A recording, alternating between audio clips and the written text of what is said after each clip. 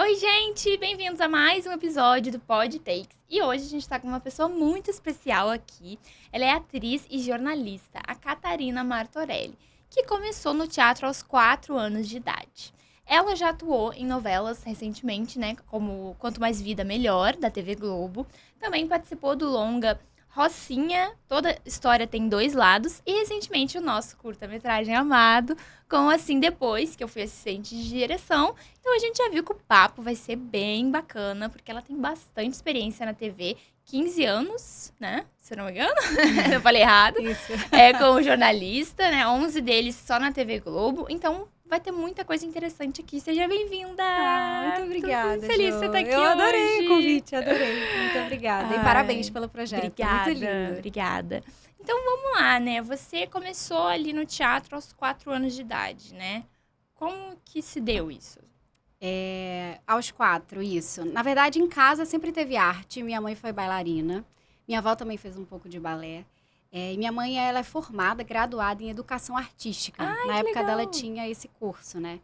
Minha mãe nunca foi muito do teatro, mas ela sempre foi muito da dança. E aí ela se formou, ela fez, na época, o magistério, então ela começou a dar aulas. E aí ela se graduou mesmo no ensino superior em educação artística.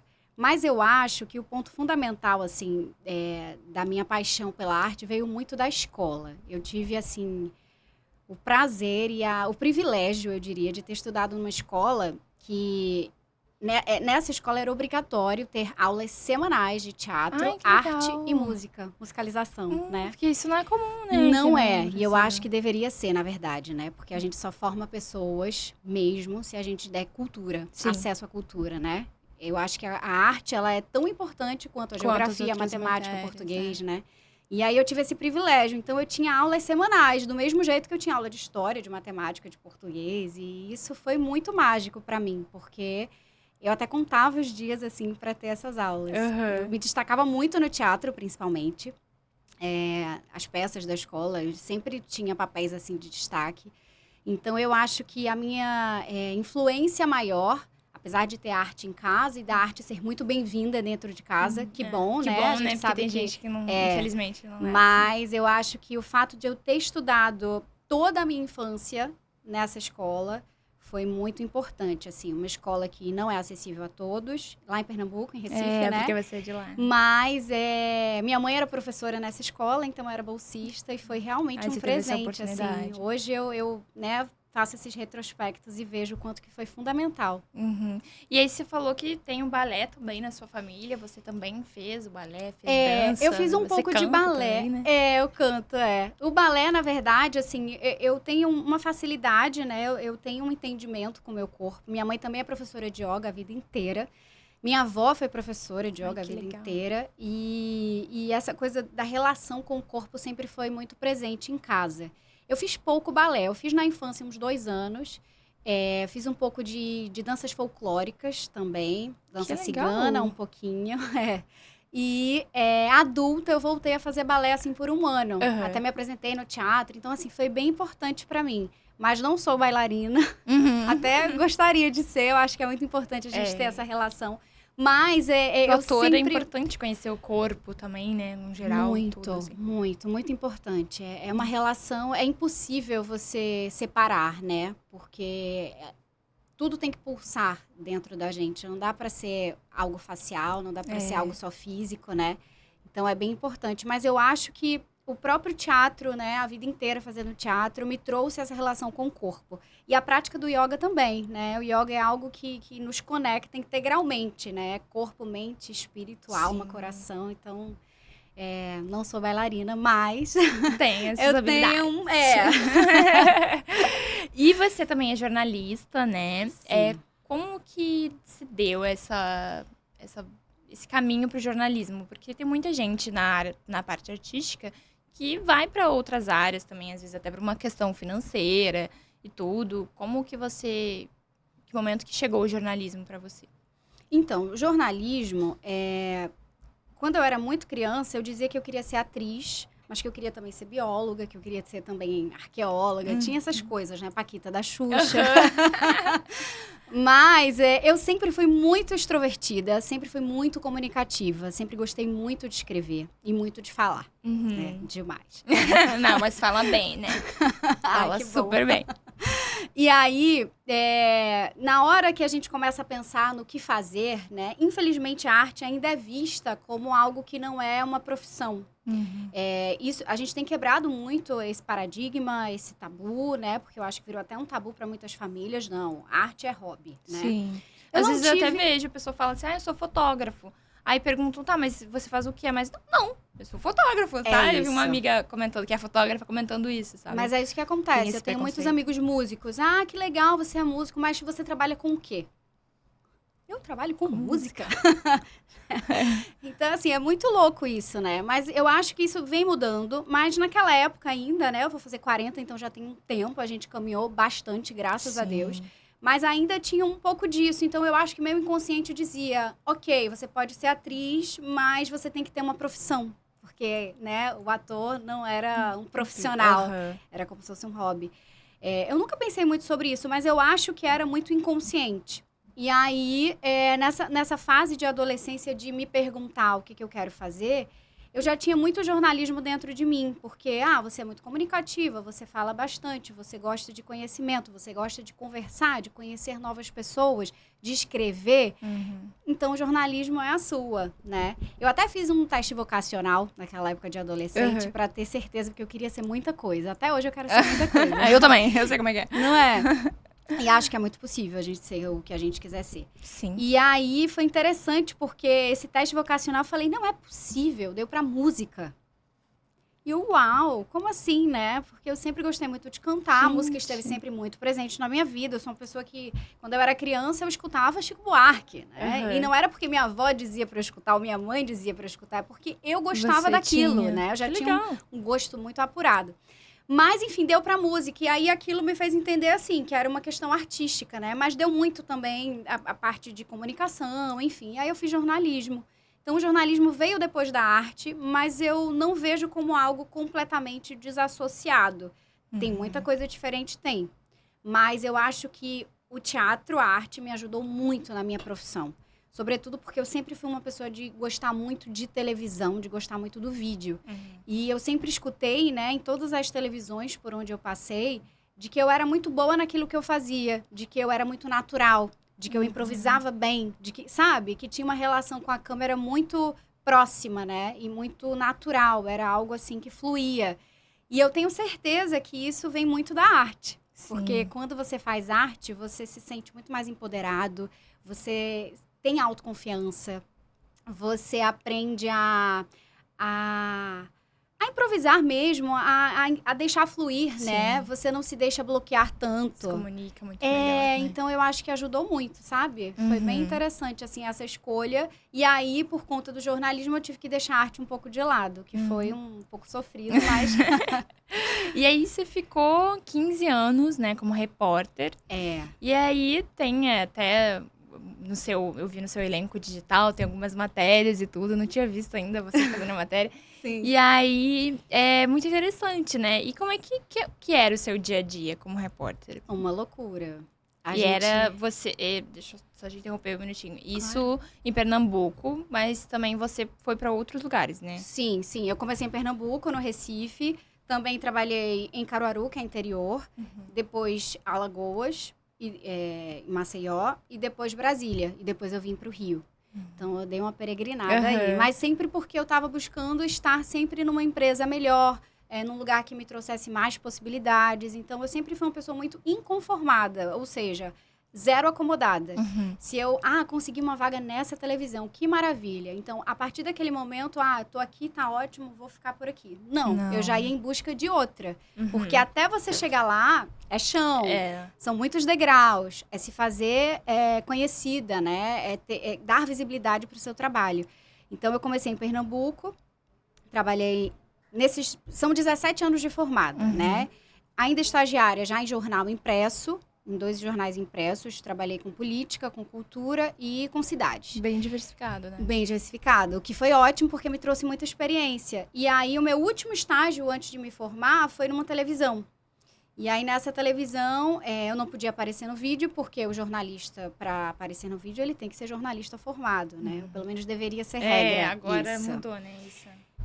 As empresas sérias, elas ainda têm essa, graças a Deus, essa regra, né? Porque é muita responsabilidade você colocar alguém no vídeo para passar uma informação. Sim, ainda mais uma notícia muito séria, por exemplo. Né? Toda notícia, né, ela é muito importante. A informação é algo que forma pessoas. Então, se você joga essa responsabilidade para alguém que não está preparado para aquilo, é muito sério. Você você mexe com a vida de muita gente, né?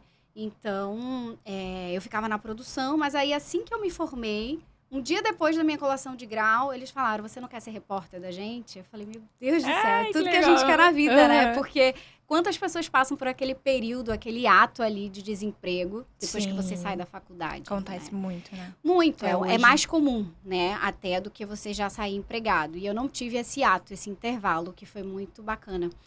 Então, fiquei nessa TV por um tempo, depois eu já queria ir para um outro lugar e fui buscando, e eu sempre tive o sonho de trabalhar na Globo, que para mim é uma grande empresa, sim. Foi quando a nossa maior estrutura, né? Assim, a nossa maior produtora, é uma referência internacional, inclusive, exatamente. Né? E é importante todo mundo que tiver a oportunidade de estar dentro da Globo, deveria. Em todos os aspectos, né? Na dramaturgia, no jornalismo, no entretenimento, enfim. E aí consegui uma vaga para a filial da Globo, que fica em Caruaru, que é a TV Asa Branca. E lá fiquei uns 2 anos e foi ali que eu senti que eu estava, de fato, me formando como profissional de televisão. Porque é o dia a dia, não adianta. Ninguém sai 100% pronto de uma faculdade. Você tem uma noção. Sim, estudei numa faculdade excelente, que é a Universidade Católica de Pernambuco, onde você tem uma estrutura física muito boa, então a gente tem laboratórios de televisão, muitas faculdades não têm isso, né? Ou são depredados, se for uma faculdade pública, muitas, né, são sucateadas. Espero que agora essas coisas mudem, né? E com fé em Deus. Mas tive isso tudo, mas mesmo assim, é o dia a dia. Tudo na vida é treinamento. Então, se você treina todo dia, você vai se tornar cada vez melhor naquilo. E eu sempre tive muita sede, né? Por fazer melhor cada dia, por ser excelente. Eu nunca quis fazer mais ou menos. Eu sempre quis fazer excelente, com excelência, tudo. E aí eu consegui galgar, tanto que, assim, com menos de 1 ano nessa outra emissora, ou seja, eu tinha 2 anos de formada, eu entrei ao vivo pro Jornal da Globo, por exemplo. Gente, que legal. Tremi na base, mas foi. Que responsabilidade. Então já foi muito cedo, né? O que foi excelente pra mim. E aí, de lá, eu voltei pro Recife, fiquei um tempo no SBT. E do SBT, eu voltei pra uma emissora da Globo, uma afiliada em Maceió. Lá eu fiquei 8 anos. E aí, realmente, foi um lugar que me deu mais visibilidade. Porque lá eu era repórter do dia a dia, mas eu também fazia muita matéria para a rede, que a gente chama, que é para os jornais nacionais. Então, eu fiz muito. Bom Dia Brasil, Jornal Hoje, Globo Rural, fiz Fantástico, né? Eu acho que eu só não fiz Jornal Nacional. Mas todo o resto, Bem-Estar, na época que ainda tinha o Bem-Estar, Ana Maria Braga. Então, foi maravilhoso para mim. A televisão, ela é mágica, né? Ela nos seduz e, assim, quando é um bichinho que, quando te morde, acabou. Exatamente. E aí, lá fiquei durante esses 8 anos, o que foi incrível, mas sempre buscando um degrau maior. Então, meu foco era Rio, São Paulo ou Brasília. Porque a Globo só tem 4 cabeças de rede que a gente chama no país, né? 5, ou melhor. Que é Minas, Rio, Brasília, São Paulo e Pernambuco. Consegui ir para Brasília. Tentei tanto, fui pessoalmente, né? Busquei uma vaga, enfim, passei uma semana. Você foi lá pessoalmente para tentar? Para tentar. E aí mantive o contato o tempo inteiro, por e-mail, né? Todo mês. E aí, não surgiu nada para mim. E eu fiz isso. Isso é muito importante, isso que você falou agora. Porque eu já fiz muito isso e eu consegui trabalhos assim. Tipo, mandando mensagem pra pessoa, ou indo lá. Só indo, sei lá, conhecer o trabalho. Você sabe, a pessoa lembra de você e aí te chama. Mas é o que eu digo sempre. Quem não é visto, não é lembrado. Ah, porque ninguém me chama. Ok, o que você está fazendo para conseguir aquilo que você quer? Você está esperando acontecer? Não vai cair do céu. Nunca, né? A gente... É o no pain, no gain, assim. Você precisa fazer por onde, né? O universo vai te dar, agora faça a sua parte. Sim. E eu tenho essa certeza absoluta de que eu sempre tentei fazer a minha parte. E aí fui para Brasília, fiquei um tempo lá, na Globo. Também trabalhei lá como correspondente do canal do Boi, que é um canal de política agro. Falei, gente, o que é que eu tô fazendo aqui? Várias especialidades. Assim, Não, loucura, né? Eu falei, o que é que eu tô fazendo aqui? Mas vamos lá, né? É bom que vai pegando experiência, sabe um pouquinho de cada assunto. Tudo, foi maravilhosa por isso, assim, é o meu assunto favorito? Não é meu assunto favorito. Mas foi muito bom para conseguir experiência, para abordar de outras formas, para fazer novas fontes que a gente diz, né, que são os contatos do jornalista. Enfim, foi bem interessante. Eu acho que tudo na vida é experiência. Eu sempre falo isso, não é o que eu quero ainda, ok, mas mergulha você tá nisso. No caminho, porque isso aqui vai te ajudar de alguma maneira. É o que eu sempre falo também para as pessoas. Até teve uma convidada que falou aqui a mesma coisa também. Às vezes você quer tanto ir numa porta, mas ela não vai se abrir ali. Se você, de repente, for para um outro caminho ali, você vai conhecer pessoas, vão ver o seu trabalho e você vai ser chamado porque você quer, ou ainda coisas melhores, né?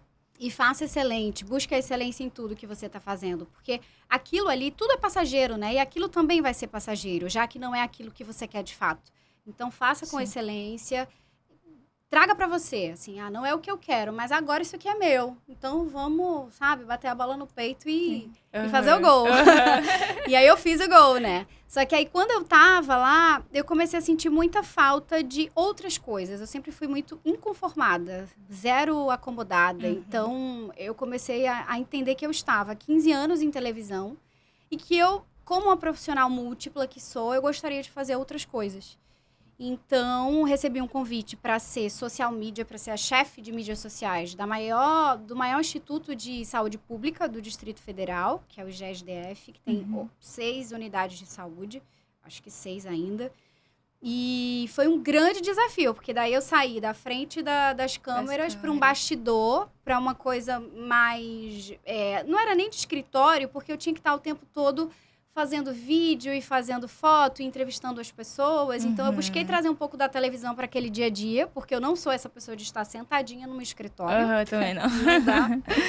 E aí, foi maravilhoso. Eu fiquei um tempo ali, e foi quando, eu acho que eu dei uma sentada, né? Eu saí do agito da televisão. Porque é um agito, né? Muito. É produção o tempo todo, você não né? tem fim de semana, você não tem... Eu conto hoje, assim, eu consigo contar... quantos natais eu passei em família e quantos não. Quantas viradas de ano eu abracei o cinegrafista e não a minha mãe, né? Então, assim, é muito puxado. As pessoas vêm com glamour aquilo ali, mas não tem glamour absolutamente nenhum. É porque você está na frente de uma câmera e só. Mas o que se passa por trás é muita ralação, né? Eu passei um ano desses 15 trabalhando de 10 da noite às 5 da manhã. Nossa, é um horário... É um horário desumano, fora, mas né? as coisas acontecem também nesse horário, né? A cidade dorme, entre aspas, né? A maioria dorme, mas tem muita gente que não dorme esse horário e a gente precisa reportar tudo que está acontecendo. Então, sei lá, eu peguei o resgate de um furacão que a FAB mandou o avião para aquele local para trazer resgatados para cá e esse avião chegou de madrugada. Então, eu fiz aquela reportagem para jornais nacionais, né? Então, muita coisa acontece, muita violência acontece também, infelizmente, mas muita coisa muito interessante acontece de madrugada. Então, você teve algum... Pode falar, pode falar. Que você mencionou, assim, sobre chegar notícias, né, na madrugada e tudo, e chegam muito... Toda notícia é importante, claro, mas teve alguma que te marcou mais, assim? Da madrugada, eu acho que esse do avião foi bem marcante para mim, porque eram pessoas que tinham tido suas vidas salvas, né? E gente de várias nacionalidades, não tinham só brasileiros. Mas, de uma maneira geral, os acidentes sempre me marcaram muito, sobretudo com morte, porque não dá para engolir. Né? O jornalista, ele tem que passar a informação. Acho que a grande dificuldade, acredito eu, olhando de fora, é isso, né? O jornalista, ele tem que passar a informação para quem tá vendo, né? Para o espectador. Mas você tá no meio ali de um caos, de um acidente que aconteceu. Você não tem como coração, né? Você não tem como não ser impactado por aquilo, né? Não tem. Acho que a dificuldade é equilibrar isso, né? A gente não deve se envolver tanto, né? Muito se fala assim, o jornalista tem que ser imparcial. Eu não acredito na imparcialidade 100%. Não acredito. de nenhum tipo. Porque, no fundo, você tem as suas crenças, você tem tudo que você traz da sua vida, você tem as suas percepções. Então, se você der uma reportagem para um jornalista fazer e der a mesma reportagem para outro, certamente vão ser visões diferentes, vão ser jeitos diferentes, né? E a gente traz com a gente tudo da nossa vida, todos os nossos pensamentos, tudo que a gente pensa sobre o mundo. Então, a gente tenta ser imparcial. A gente precisa tentar. Mas eu não acredito na imparcialidade 100%.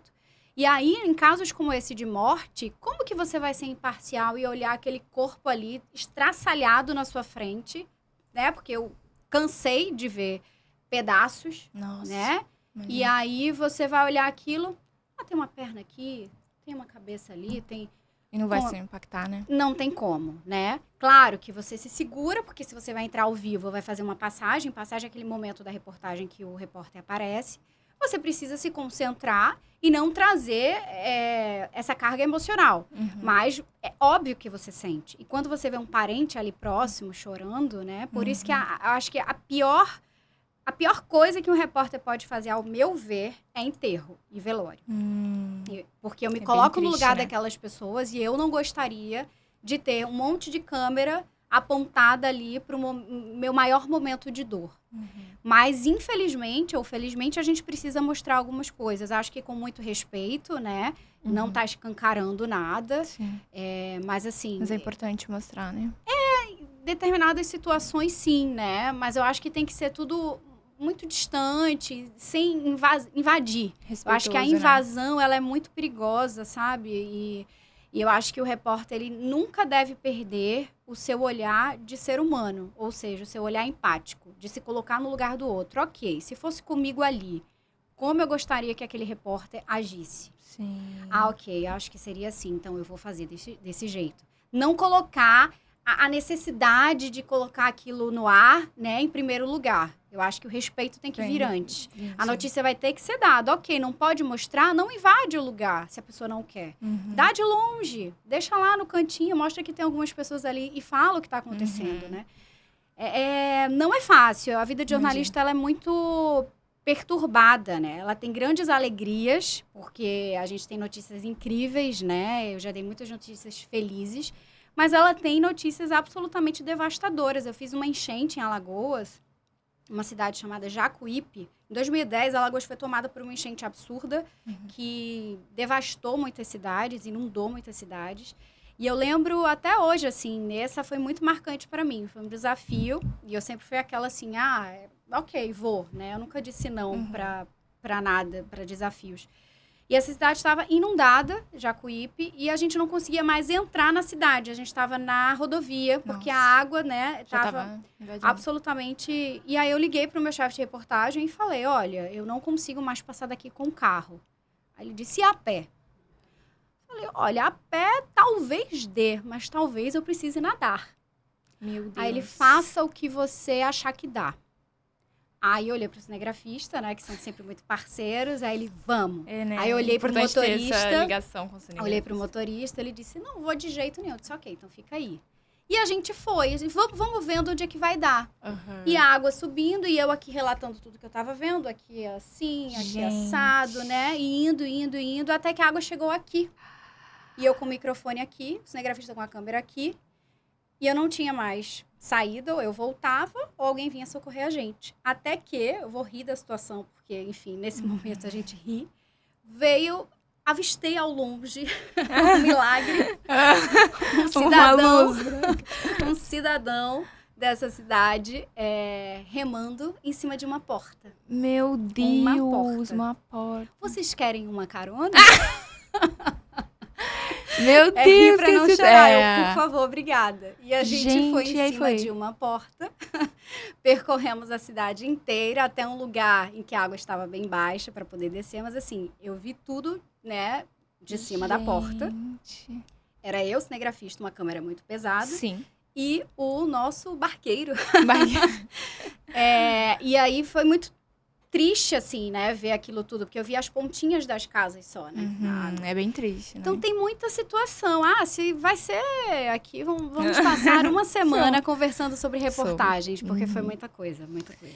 E quando você foi agora pra parte mais da atuação, né? E tudo agora, recentemente mesmo, você fez uma participação na novela Quanto Mais Vida Melhor. Inclusive, você era uma jornalista, né?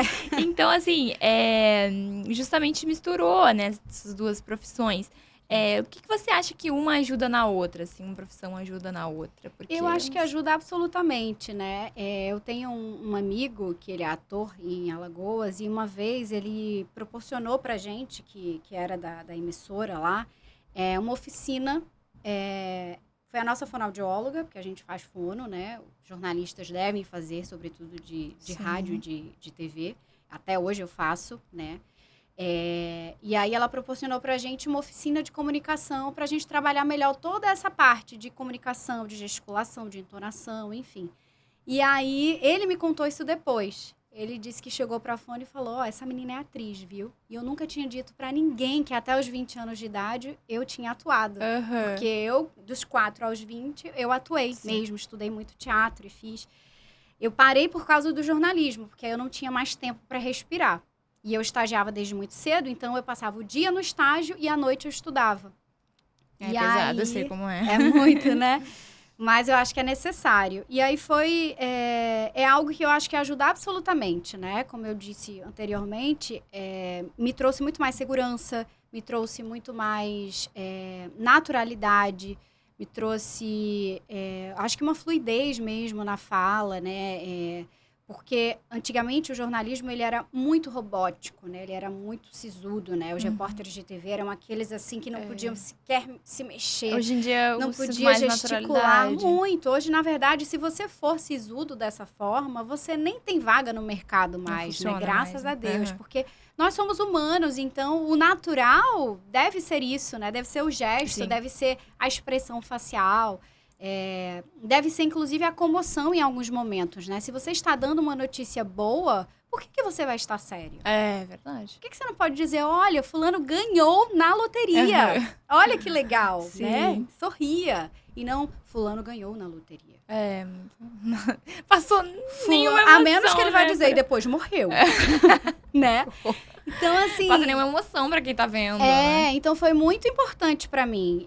E justamente após tantos anos de jornalismo, foi que eu comecei a sentir muita falta. Tanto que a minha decisão, eu acho que hoje eu vejo dessa forma, a minha decisão de sair da televisão quando eu estava lá em Brasília e assumir um outro cargo, porque eu podia ter recusado aquele convite, né, de trabalhar com mídias sociais, vem muito daí, de querer experimentar e de talvez fazer um resgate mesmo à minha essência. Porque quando você ama muito uma coisa e você deixa muito tempo de fazer, eu sempre falo, a vida em algum momento vai te cobrar. Mostrar, Vai te cobrar. Vai bater ali na portinha do coração e dizer, você me fechou aqui um tempão. Agora abre porque você não vai conseguir mais não fazer aquilo que você ama, né? Transborda, né? Transborda. Tanto que naquele momento eu tava sem entender direito. Como assim? Eu amo tanto a televisão, amo tanto o jornalismo. E por que eu não tô mais tão feliz como eu era antes? E eu continuo amando muito, né? Continuo aberta a propostas, inclusive, para estar na televisão como jornalista.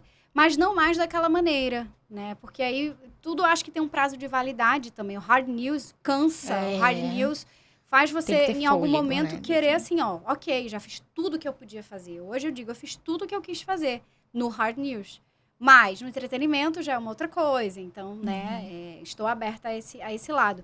Mas a vida me cobrou. E eu falei, deixa eu ter certeza do que eu tô sentindo, porque tem tanto tempo, já tinha uns 15 anos que eu não atuava, que eu vou voltar a estudar teatro, fazer umas reciclagens para sentir.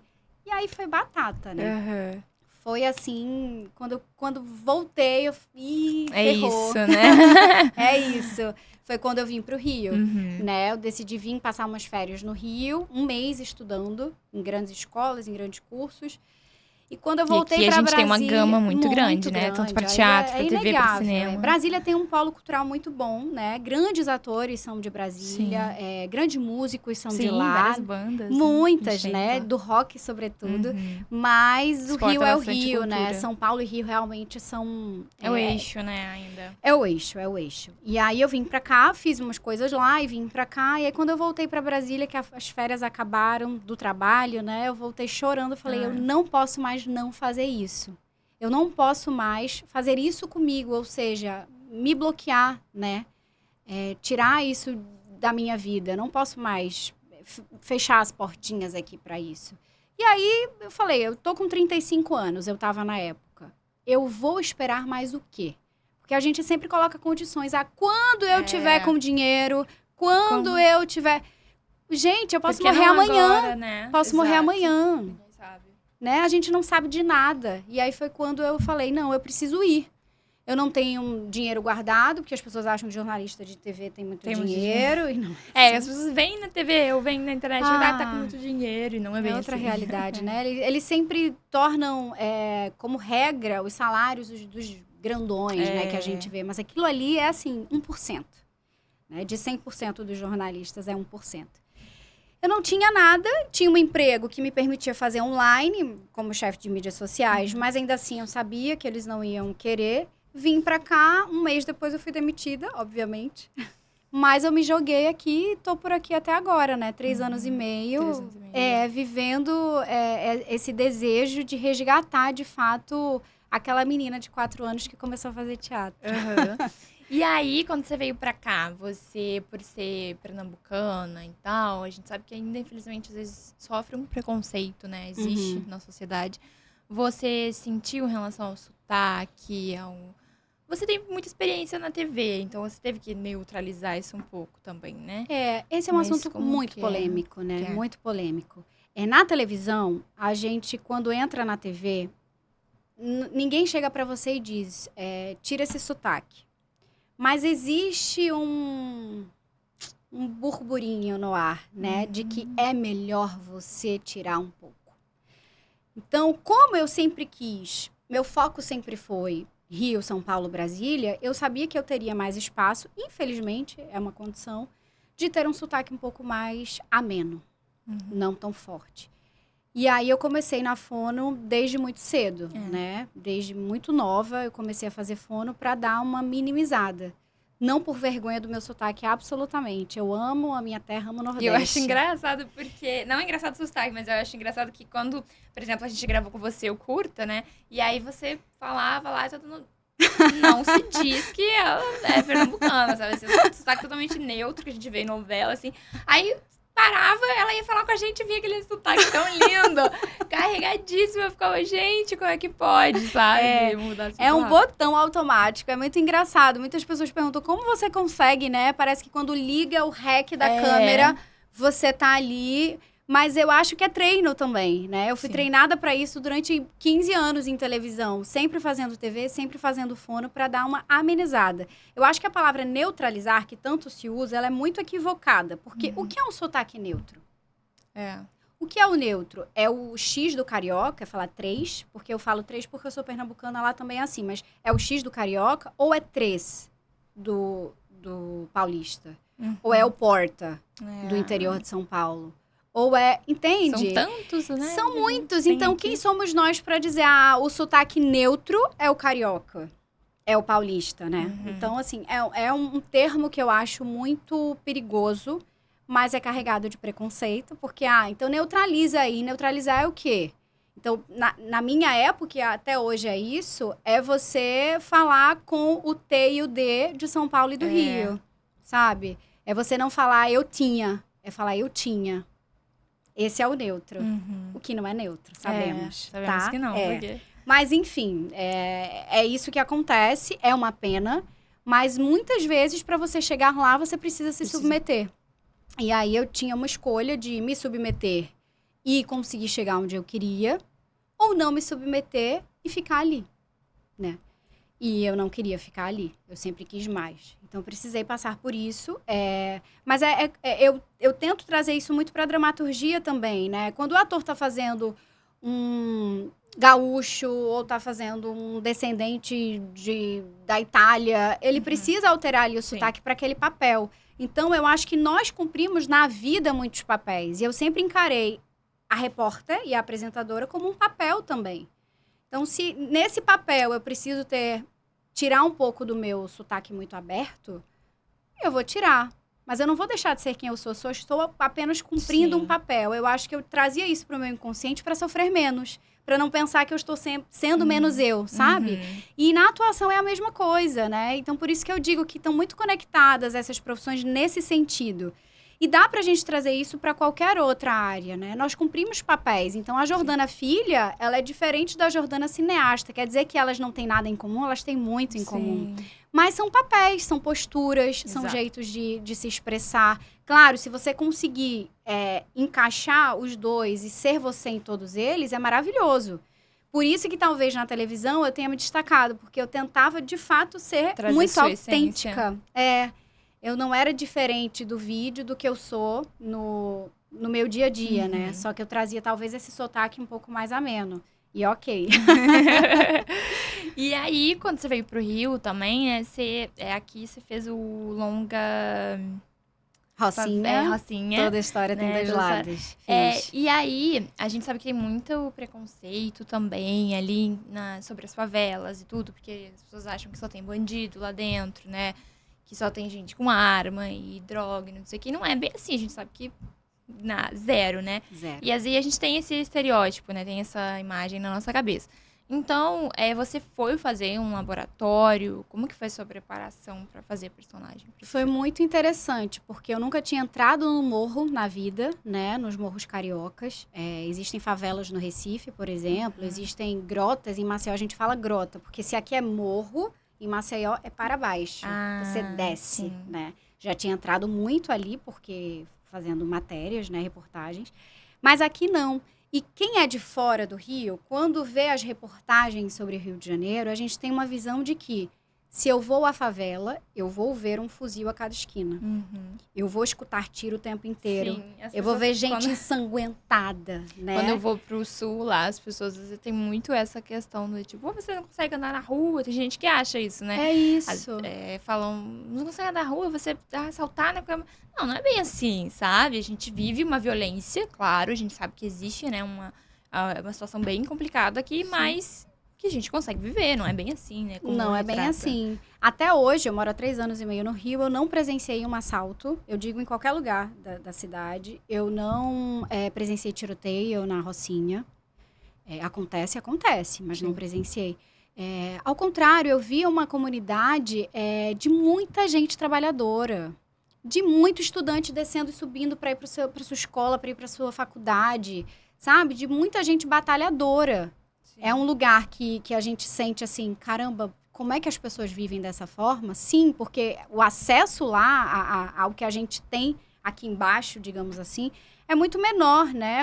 Durante a pandemia, por exemplo, eu cheguei lá e as pessoas sem usar máscara, e eu falando, gente, o pessoal aqui não tá usando máscara. Aí alguém falou assim, Catarina, as pessoas não têm nem água e sabão.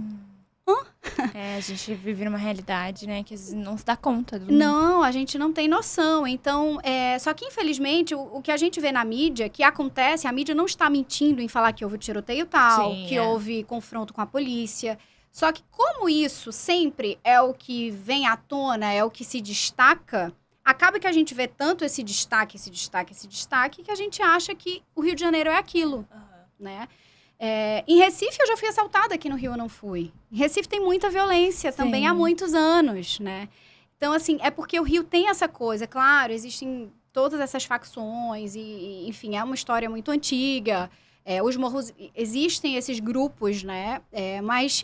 Não é negando que exista violência, mas existe de forma alguma, mas existe cultura, vida ali né? dentro, tem muita cultura, tem muita gente fazendo acontecer projetos ali, sociais, lindos inclusive, né? E aí esse filme foi maravilhoso, porque como a preparação foi toda lá, né, a gente se encontrava lá, então eu vivenciei a cidade, eu respirei. A cidade que eu digo, porque pra mim a Rocinha é uma cidade, né? Não grande, à toa né? é a segunda maior da América Latina, né? Se eu não me engano. Eu acho que tem uma... ela tá nesse ranking aí das primeiras da América Latina. Então, assim, é uma cidade enorme. Quando você passa, não lembro o nome daquele túnel ali em São Conrado, você passa por ele, que aí tem você vê de noite, principalmente. Você vê. De ver, você vê tudo assim que você sai brilhando, da Barra, passa pelo túnel, você já vê.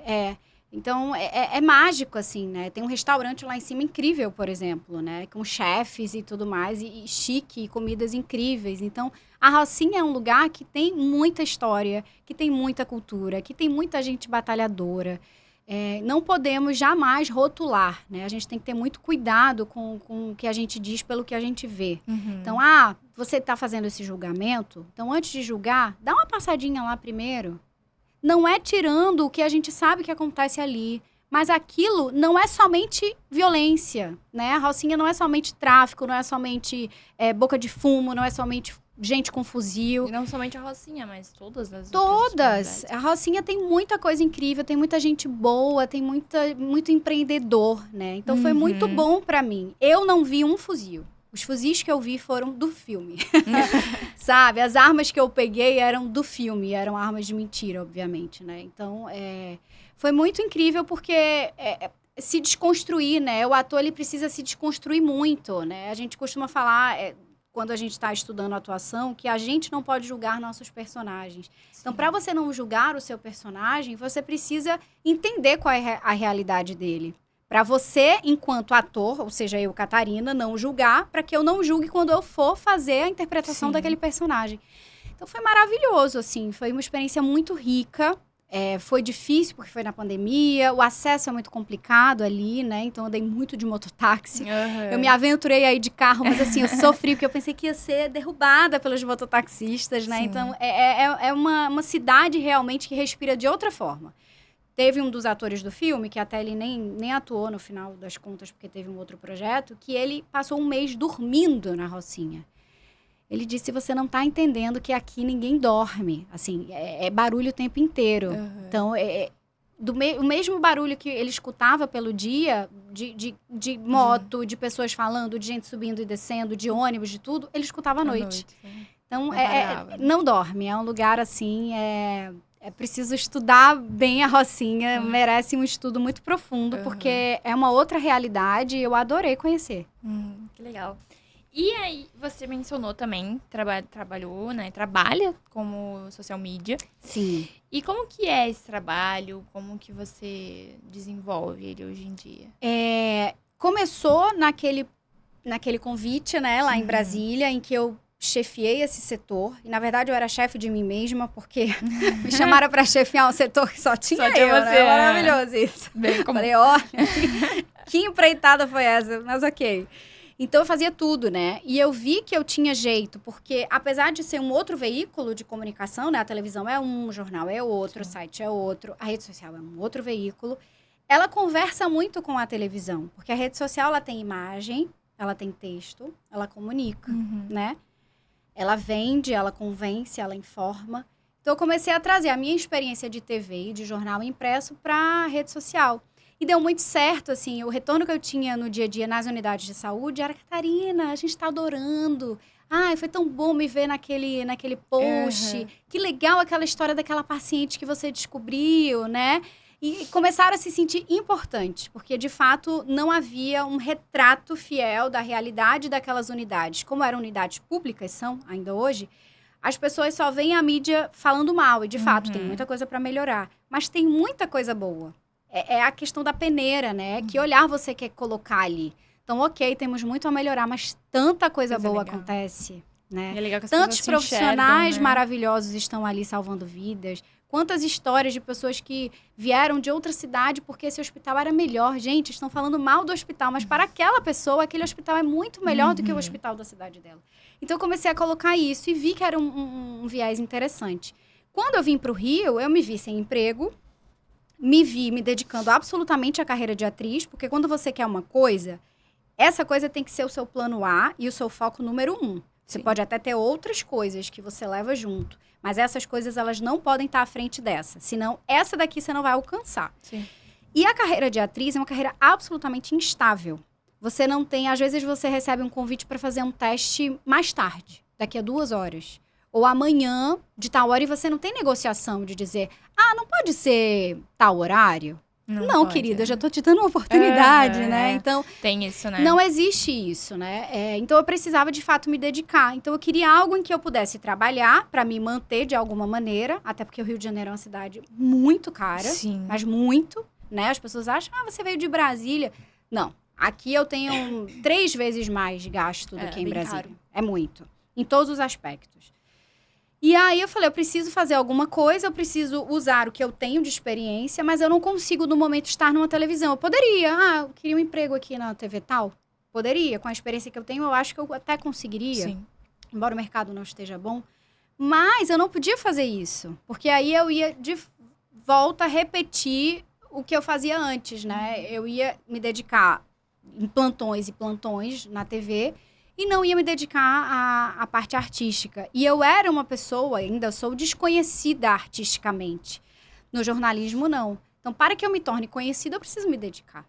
E aí eu falei, bom, já que o que eu fiz antes foi bem sucedido, eu vou começar a divulgar que eu sou social media, que eu posso ser uma pessoa de gerenciar conteúdos, de criar conteúdos, de home office, para todo mundo. E aí começou a aparecer, pontualmente. Foi muito difícil nessa época. Mas assim, aparecia ficava uns meses, saía, porque é muito rotativo também. E eu sempre fui muito honesta. Eu dizia, olha, se você quer um profissional que seja design, que seja não sei o quê, que seja publicitário, que seja gestor de tráfego, você não vai encontrar comigo. Eu sou uma só para fazer tudo. Eu sou jornalista, é o que eu faço de melhor. Eu dou uma desenrolada aí no design, eu dou uma desenrolada em tal coisa, mas você só topa ficar comigo se você não puder ou não quiser contratar uma agência, que tem muitos profissionais, né? Então, eu sempre fui muito honesta. É que as pessoas enxergam, às vezes, um post ali e acham que um só profissional fez. Mas exatamente. Não, né? Às vezes envolve muita gente. Sim, o design, claro. o redator, e existem empresas né? especializadas nisso, né? Que aí tem relações públicas, o jornalista, o gestor de tráfego, o design, o cara que filmou, o cara que editou. Porque aí tem empresas que oferecem tudo, né? Eu não seria essa pessoa. Então, eu sempre fui muito honesta. E eu não era uma pessoa também com grande experiência em rede social, mas a promessa que eu dizia era, eu vou fazer o melhor possível dentro da experiência que eu tenho de 17 anos de carreira. Então, eu peguei, assim, clientes das mais diversas áreas, pontualmente, sempre muito, assim, um aqui, outro ali, 3 ao mesmo tempo, 2 ao mesmo tempo, 4, às vezes um só, e fui levando, né? Mas fui aprendendo junto também, porque quando você treina, volto a falar do treinamento, no dia a dia você aprende. Sim. E os recursos hoje estão cada vez maiores para pessoas que são amadoras, por exemplo, no design. Você já tem aí aplicativos que ajudam, né? Então, tem bastante. E aí foi muito bom, porque tinham pessoas que eu pedia para gravar vídeos para a rede social, mandar para eu editar. E a pessoa travava, e a pessoa dizia, não, eu não gravo, eu não consigo. E aí eu comecei, me deu aqui um outro alerta, né? De que ajudar essas pessoas. E aí eu comecei a também oferecer um serviço de mentoria em comunicação. Legal. Então, é outro serviço que não tem a ver com social media. Então, hoje eu ajudo pessoas a se comunicar melhor. Né? A gente tem um trabalho, é um coaching, é um trabalho individual, online, mas é ao vivo, é só com uma pessoa. Gente das mais diversas áreas, mesmo, assim. Porque hoje em dia, acho que pra você ter, assim, não só o sucesso, mas é importante você ser visto, como a gente já falou, né? Quem não é visto não é lembrado. Você tá no digital, hoje o mundo tá no digital. E é importante você tá, seja da área que for, não só do audiovisual, não só de os todas atores. as áreas. Todo mundo, né? Eu acho que eu vejo muito, principalmente depois da pandemia, isso aumentou muito. Essa coisa das pessoas quererem fazer vídeos e para se divulgarem e tudo, porque para conseguir trabalho, para conseguir... Claro, eu sempre digo que, para mim, a maior habilidade, a habilidade mais importante do ser humano é a comunicação. Você pode ser de qualquer área, mas em qualquer área, se você não for uma pessoa que se comunica bem, você não vai obter sucesso. Comunicação, ela é a chave para tudo. É a chave para oportunidade, é a chave para conhecimento, é a chave para você conseguir tudo o que você quiser. Sim. Sabe? Se você é uma pessoa que não se comunica, você não chega lá. Então, eu comecei a entender que essas pessoas tinham essas demandas. Então, já atendi pessoas de todas as áreas. Pessoas que, eu preciso começar a dar palestra e eu não consigo falar em público. Ou então, na pandemia, estou de home office e o banco que eu trabalho quer que eu faça videoconferência. Me ajuda. E a pessoa hoje, depois de passar pelo treinamento comigo, ela foi promovida e hoje ela é a pessoa que grava os vídeos para aquela instituição, sabe? Que o chefe pede. Não, é fulana quem vai fazer. E logo a fulana que travava, né? Então, assim, a comunicação realmente ela é super importante. E aí eu comecei a entender que eu poderia trazer a minha experiência em comunicação e teatro para essas duas áreas, né? Continuar trabalhando como jornalista nos bastidores, mas me dedicando absolutamente à arte. Então, hoje eu estou tentando manter o meu sonho vivo da atriz, né? Fazendo com que eu consiga chegar onde eu quero, que é me tornar uma atriz com mais visibilidade, mas não pelo sucesso, mas para que eu tenha uma estabilidade de carreira, que eu ainda não tenho, né? E que eu tive no jornalismo. Sim. E aí, para isso, eu preciso comer, pagar aluguel, pagar contas. E aí é o que eu faço. São esses serviços. E aí, a gente fala que é importante a comunicação, né? A gente acabou de falar isso. Mas eu tenho uma amiga, por exemplo, que ela já perdeu trabalhos, que tinha tudo a ver com ela, né? Como atriz. Porque ela não tinha tantos seguidores que eles queriam e tudo assim.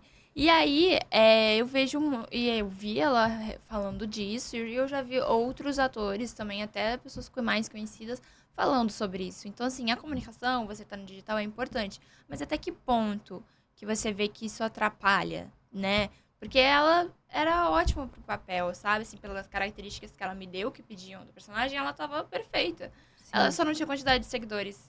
E aí... Eu vejo que isso é também uma coisa de marketing deles, né? Que eles já pensam lá na frente. Eu até entendo isso, né? Porque daí o público dessa atriz, desse ator, vai chamar para aquele produto. Mas você tem que pensar também no talento, né? Que tipo de entrega você quer daquele ator ali? Eu acho lamentável. Eu acho um cenário lamentável para qualquer área, né? Eu acho que quantidade de seguidor... não é quantidade de estrada, não é quantidade de experiência, né? De talento, porque eu acredito que dom muita gente pode ter, mas o talento, ele é burilado mesmo ao longo do tempo com as experiências que você tem. Então, temos muitas pessoas talentosas, e o talento, para mim, quando a gente fala pessoas talentosas, eu estou falando de pessoas que estudaram, que fizeram acontecer, né? Em suas vidas. Porque dom é uma coisa que a gente já nasce com, e quantos artistas não são artistas, né? Tem o dom da arte, mas não são. Sim. Por quê? Porque não se esforçaram, não quiseram, enfim, cada um com a sua estrada, com a sua história. Mas eu acho muito, muito lamentável e até revoltante você... Eu fiquei super revoltada quando ela falou. Porque que régua é essa? Né? Que régua é essa que faz você escolher um ator pelo número de seguidores, quando o outro ator que é muito mais bem preparado e que merece absolutamente aquele papel e que foi muito melhor no teste, provavelmente, não conseguiu aquele papel por causa disso.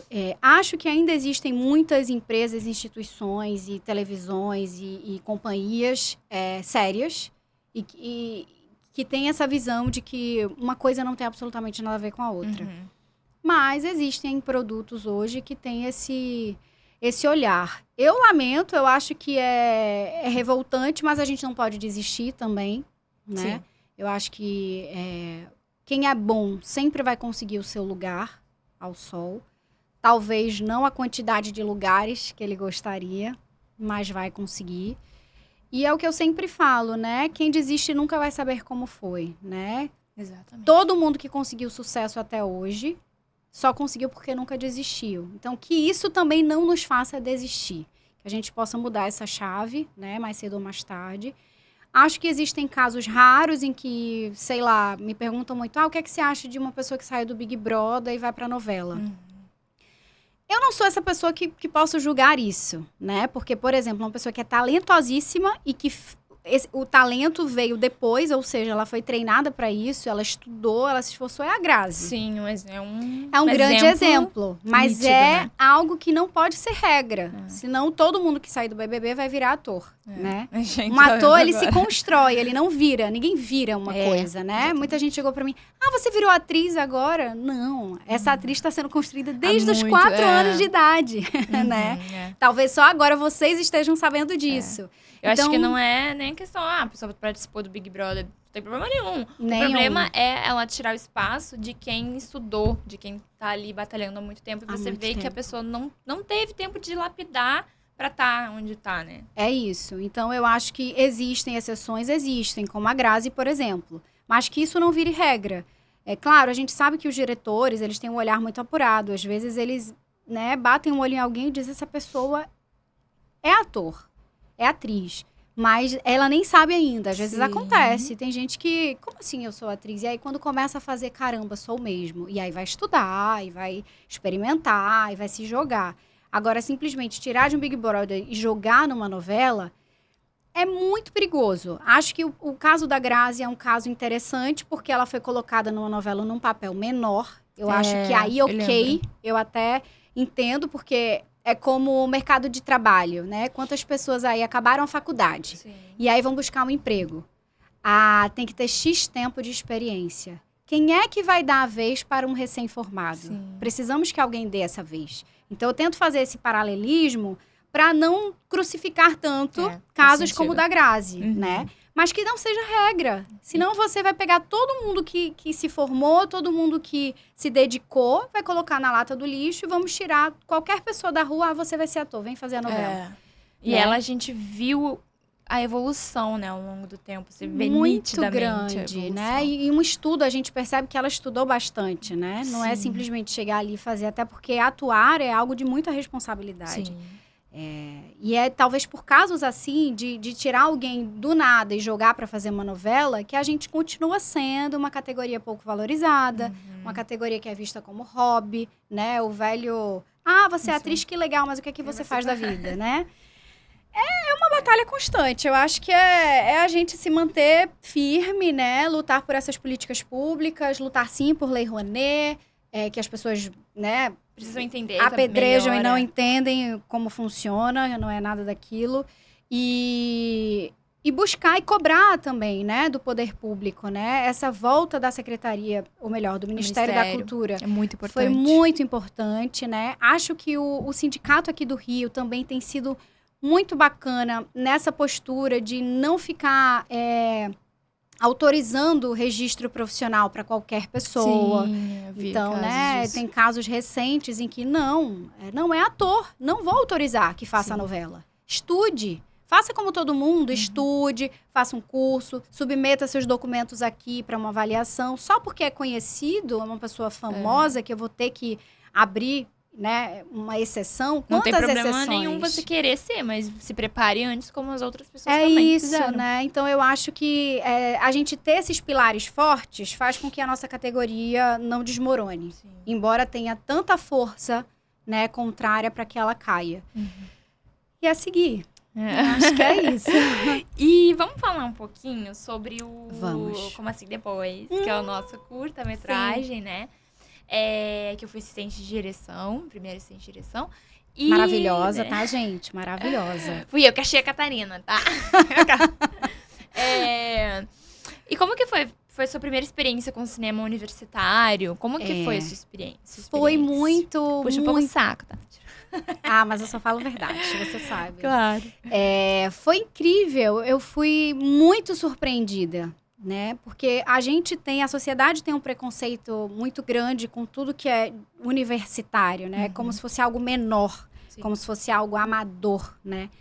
E, nossa, eu sempre falei isso para vocês, para a equipe toda, vocês foram muito melhores do que muitos sets, do que muitas equipes ditas profissionais, né? Foi incrível, eu acho que a faculdade, ela forma profissionais, e esses profissionais, quando eles de fato querem ser profissionais decentes, eles vão praticar aquilo que aprenderam, né? Porque existe muito improviso. Eu tô formado, mas vamos improvisar aqui. Não. Vamos fazer como tem que ser. É por isso que tem tantos improvisos por aí. Sim. É por isso que você encontra sets com profissionais. Qual é a sua função aqui? Eu sou cenógrafo, sou diretor e sou roteirista. E você? Não, eu sou isso, isso e aquilo. Né? Não tá errado. Eu acho que em muitas situações isso precisa acontecer, né? Às vezes não tem como. Quantas montagens teatrais a gente vê as pessoas se virando, né? Um ajuda o outro e dá a mão e vai. Mas eu acho que isso acontece, mas não pode ser regra. Não no campo profissional, não no mercado. Senão a gente vai continuar sendo desvalorizado, enfim. E o caso de vocês, eu achei... O problema da gente ser desvalorizado também vem da gente próprio, né? Eu, por exemplo, trabalho com edição também.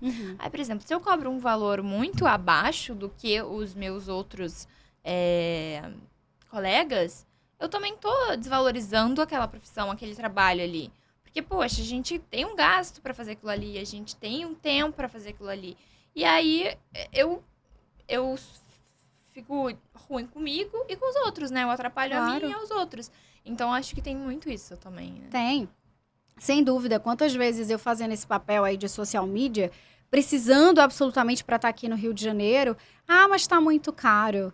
E aí eu pensava, peraí, tá muito caro o quê? Né? São 17 anos fazendo isso, meu amigo. Sim, né? Então, chama uma pessoa que faz há 5 meses, né? Sim. Então, é a gente saber, assim, a necessidade pesa. Muitas vezes, eu vou baixar porque eu preciso. Sim. Mas em outros momentos você tem que também se valorizar. Não, eu não vou baixar, eu vou perder esse cliente, mas eu vou mostrar o meu valor, né? Uhum. E é isso que acontece no cinema também, qualquer profissão. E no set do Como Assim Depois, cada pessoa tinha a sua função. Uma equipe imensa, que tinha tudo para ser uma desorganização, porque tudo que é muita gente acaba que se perde um pouco. E de verdade, assim, não é paparicando também, né? Mas de verdade foi muito bonito de se ver, sabe? Se todo o set fosse daquela forma, eu acho que o cinema brasileiro estava ainda melhor do que já é. Uhum. Foi maravilhoso, foi uma experiência única, foi mágico, o processo... Foi mesmo, porque o teste foi mágico, assim, porque você não era a nossa principal, assim, escolha, né? Eu tava testes, fora do perfil da personagem. E aí, mas foi tão mágico, assim, eu acho que os 3 ali foi muito mágico, porque eu lembro dos momentos exatamente que tava eu, Igor e Thiago. E a gente ficava assim, quando via que era, a gente ficava... sabe? Tinha uma energia diferente. Você foi assim, sabe? A gente não teve dúvidas, assim. Então, eu fiquei muito feliz, né? Quando você gostou. Ligou, que você mandou uma mensagem, fez todo um suspense. Eu mandei no 3 pontinhos. Mas foi lindo, E assim, é o que eu digo, né? Aquela personagem, ela não tinha a minha idade, não a minha idade de atriz.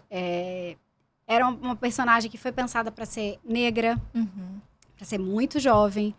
E mesmo assim eu falei, me chamaram, não me chamaram? Então eu vou fazer o melhor que eu puder pra ganhar essa personagem e mudar a cabeça do diretor. E foi isso que eu tentei fazer e que bom que deu certo. Mas é isso, né? O ator, ele não desistir de cara, né? E ele ser flexível para tentar se adequar àquilo. E ok, eu não sou negra, eu sou branca, mas vai que dê certo. Talvez uma atriz negra que tenha feito antes de mim e não tenha sido tão bom, a conexão não tenha sido tão boa. Por isso que eu falo, assim, nada tá pronto, sabe? Nada tá cravado. Isso aqui então nem vou. Não, vai! O mínimo que você vai ganhar, o mínimo, é a experiência. Sim. É o mínimo. Porque não, a gente já tem. O universo é um não. Aí você, já tem tanto não, então eu não vou. Então você vai ficar no não o resto da sua vida, né? Então vai atrás do sim. Pelo menos o sim da experiência. Catarina, foi maravilhoso, mas essa personagem não tem o seu perfil. E ok, porque isso acontece muito, né? O ator, ele é 90% de não, 99% eu diria, e 1% de sim. A vida do ator é isso, o tempo inteiro. E se a gente for o tempo todo se crucificar, caramba, é porque eu sou ruim, é porque eu não fiz bem. Muitas vezes você foi excelente, mas aquele personagem não era pra você. Sim, a gente tem casos de atrizes que foram excelentes também, né? E a gente ficou assim, não, mas a gente vai chamar pra fazer outra coisa depois, porque ela é perfeita pra tal coisa, não sei o quê. A gente já fica no radar também, Sim, né? É isso. É um momento de você fazer contatos, e isso vale pra qualquer profissão, né? Vai buscar um emprego, caramba, não consegui, então é porque eu sou ruim. Não, você pode ser excelente, mas você não era aquela pessoa para aquele momento. Mas ali você ganhou experiência, você ganhou novos contatos, né? Se você foi muito bom, você ficou no radar, sim, daquelas pessoas, né? Sim. O network é muito importante, muito. Eu acho que é a coisa mais importante que qualquer profissional pode fazer. Então, é isso, é se jogar, é tentar, porque a gente se faz de experiências, né? E esse curta, assim, eu acho que... Gente, eu tô na torcida que a gente ganhe muitos festivais, porque tem tudo pra isso. É um curta incrível, acho que desde o roteiro até os profissionais envolvidos, né? Vocês pegaram, acho que cada pessoinha da equipe que tinha um talento para aquela função. Não foi uma coisa aleatória, você vai ser não sei o quê. Tava muito claro para mim, eu não participei desse processo, né? Eu já entrei quando vocês estavam na fase aí, né? Para perto de gravar. Mas ficou muito claro, assim, que foi escolhido a dedo. É porque fulano tem talento para a cenografia. É porque cicrano tem talento para isso, né? E desde da função que poderia ser colocada como a menos importante, da menina que preparou um lanche pra gente, por exemplo, até o diretor, todos foram excelentes. Então, é você fazer com excelência o que você precisa fazer. E foi incrível, assim, eu me senti absolutamente respeitada, né? Isso é importante. A minha história foi respeitada. A minha função foi respeitada até demais. Às vezes eu dizia, gente, menos, não precisa disso tudo. Porque era assim, eu não podia dar um espirro. Tá precisando de alguma coisa? Porque no set... Você tá com frio? Você quer o cobertor? Não, eu com o cobertor. Catarina, vai pra cena. Corta. Bota o cobertor. Tudo bem que estava muito frio, gravamos no inverno. Madrugada ainda, né? 3 Não, horas da manhã. A gente pegou ali o quê? Uns 10 graus, 12, e né? você com... E eu com uma roupinha assim de camisola, praticamente, né? Mas era assim, eu não tinha, às vezes, muito tempo, não dava pra colocar o cobertor o tempo todo, porque entre um corte e uma ação, às vezes, era muito rápido. É que a gente tem o tempo ainda, tinha o tempo. Quando você tá numa produção, você tem o tempo pra gravar ali e não sair daquele escopo, né? Sim. Mas você também precisa respeitar o ator, né? O claro, tempo dele. Mas assim, foi até demais, né? Eu falei, gente, tá bom, mas obrigada, assim. Eu fiquei até aquele assustada bom, né? Um assustado bom, porque... é tão raro de se ver. E, assim, eu nem sou famosa, entende? Aquela coisa de que, os famosos são paparicados. Gente, eu não sou famosa e eu tô sendo paparicada, né? Mas é mais do que um paparico. Ali me pareceu, de fato, um respeito. Sim. Assim, ok, pra você estar bem em cena, você precisa estar aquecida, você precisa estar alimentada, você precisa... E isso eu percebi o tempo inteiro. De vocês todos conosco elenco, né? Foi muito incrível. Então, assim, vocês estão, de fato, preparados para o mercado. E o curta, eu acho que ele não fica atrás de nenhum outro dito profissional. Porque não é o fato de ter sido universitário que não foi profissional. Foi muito mais profissional do que muitos outros. Eu fiquei, assim, para mim foi um grande presente. Eu encerrei 2022, assim... feliz. Ai, que bom, sabe? É porque a gente batalha tanto para ter isso e acha que, às vezes, vai demorar para isso acontecer... E aconteceu, né, esse momento. Eu acho que foi, assim, uma consagração. A premiere do curto, inclusive, foi uma consagração, Sim, assim, de tudo lindo. isso, né? Pra gente, ator que não era da faculdade de vocês, era de fora, que eu achei maravilhoso também, porque vocês podiam o quê? Vamos pegar a gente que tá na faculdade de artes cênicas, por exemplo? Não, vocês queriam atores de verdade. E isso é muito importante, né? Porque deixou de ser universitário pra mim, aquilo ali. Universitário, entre aspas, né? Porque vocês já estavam se formando. Só estava vinculado à faculdade. Vocês estavam se formando, mas assim, já tinham feito tudo que tinha que fazer. Então, já era profissional, sabe? E muita gente ali também já tinha trabalhado. Então, tinha uma experiência. Eu acho que isso... E trouxe isso pra ali, pra dentro. Porque vocês já estavam, muitos universitários de cinema já estão no mercado há muito tempo. E depois é que decidem fazer a faculdade. É bem comum isso. Né? O que é maravilhoso, eu acho. Porque mostra uma credibilidade e um respeito ao que está fazendo, né? Sim. Ok, eu estou fazendo há muito tempo, mas eu não tenho o preparo, a graduação, a universidade, então eu quero o meu diploma, né? Uma época em que diplomas estão tão descartáveis, eu acho que fez toda a diferença. Eu fiquei muito feliz. E, para você, assim, dicas, pra gente finalizar... Que você... o papo passa rápido. Mas dicas que você dá para quem quer iniciar no jornalismo ou no teatro. O que você fala? Quem sou eu para dar a dica, né? Ai, que difícil. Eu acho que é preciso amar muito e querer muito, né? Tudo na vida tem sacrifício. E são duas carreiras... de mais sacrifício ainda, por não estarem aí no topo das profissões ditas de que dão dinheiro. Porque tem essa coisa, faça uma profissão que dê dinheiro. Que vai dar. O que dá dinheiro, assim, né? É muito relativo. Quantos atores ricos existem? Ou quantos profissionais ricos e que fazem o que não gostam e estão aí com câncer, com depressão, né? E a gente sabe que isso tudo tem a ver, sim, se somatiza, né? Então, eu acho que é fazer o que gosta.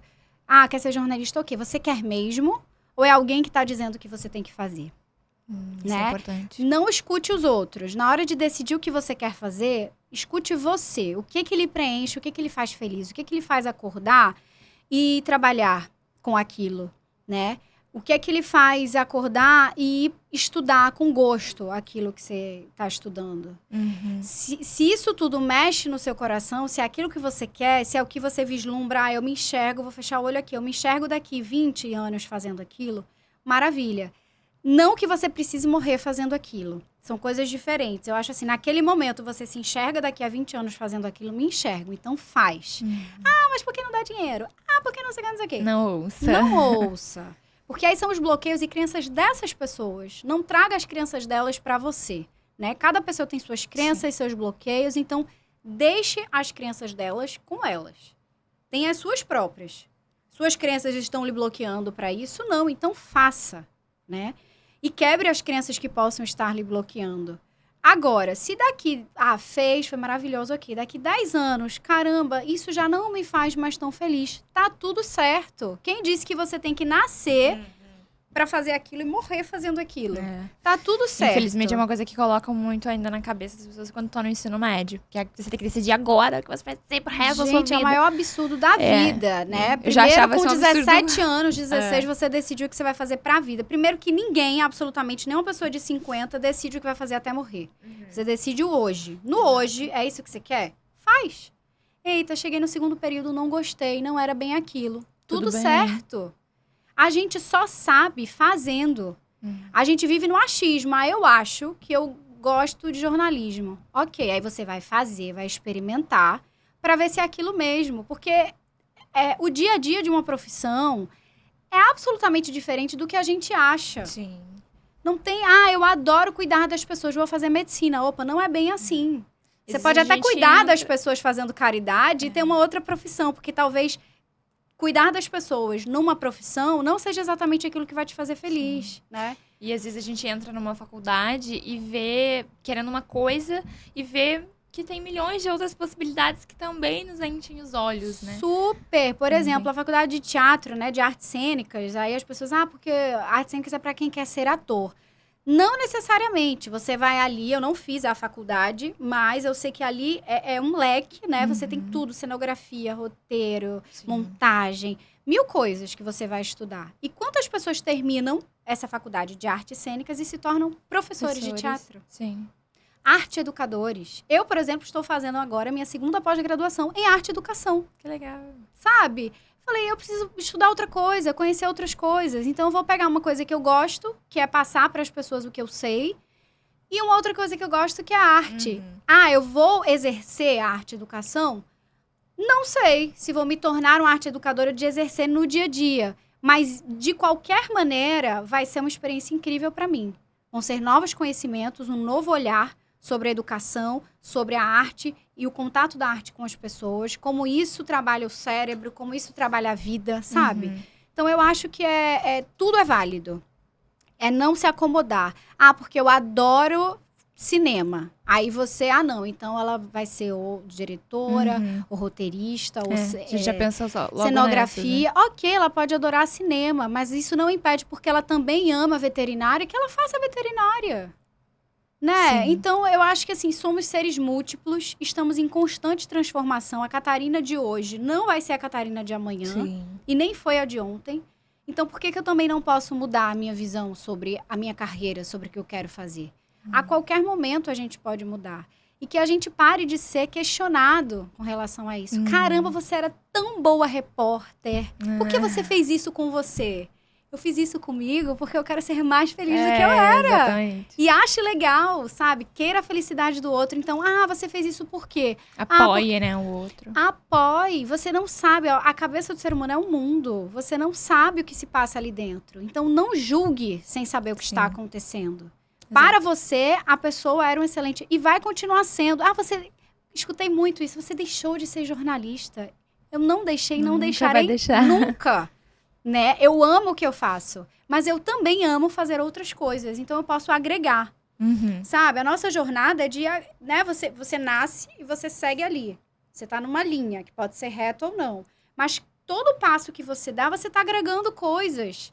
Aí você decide o que você quer agregar. Ah, eu sou professora de escola. Ok, então eu só quero agregar coisa de escola. Até morrer. Você só vive naquilo. Primeiro que seu cérebro, coitado, vai, né, murchar. Né? E segundo que, assim, que tipo de gratidão é essa que você tem no universo? Se você tá vivo, se você é múltiplo, se você é um ser comunicador, se você é uma pessoa capaz de absorver tudo, porque a gente é uma esponja mesmo. E quando você se conecta com outras coisas que você acha que não tem nada a ver, ou que não tem mesmo a ver com a sua profissão, o que você tá fazendo, mas aí você vê que você pega uma referência, Tudo, você pega uma gente. coisa que traz ali. Tudo. Sabe? Nessa pós que eu tô fazendo, tem uma professora que ela é formada em administração. Pós-graduada em administração. Ela fez um mestrado em educação. E ela é professora. Olha aí. Então, né? E aí, tudo que ela fala ali, que é sobre educação, ela traz muita coisa da administração também. Que talvez ela não pudesse dar esses exemplos na aula se ela não tivesse feito a administração. Sim. Então, é isso, assim. Quanto mais conhecimento a gente tem, melhor. Conhecimento é uma coisa que eu digo igual amor. Não tem excesso. Não tem, sabe? Não tem uma coisa, vai explodir, não tem mais espaço. A gente tem espaço para amor de sobra e para conhecimento de sobra. Exato. Agora tem que se permitir, porque senão você vai ter uma vida chata. Eu acho. Terminamos de forma linda. Adorei a mensagem. O momento de desenvolvimento humano, coaching, né? Viu? Olha aí já mostrando Vou estudar um pouco disso. A sua outra profissão, a sua outra habilidade. Muito obrigada, Catarina, por ter vindo, Jo, adorei. né? Eu já sabia que você ia render muito, porque meu você Deus, fala demais. super bem, né? E desenvolve, Obrigada. tem uma gama de conhecimento, experiência muito grande.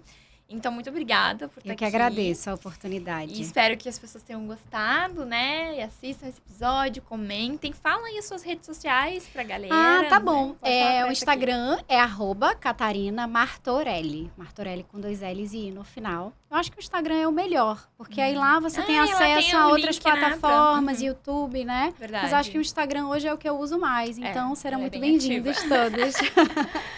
Espero que tenham gostado. Gente, até o próximo episódio. Beijo!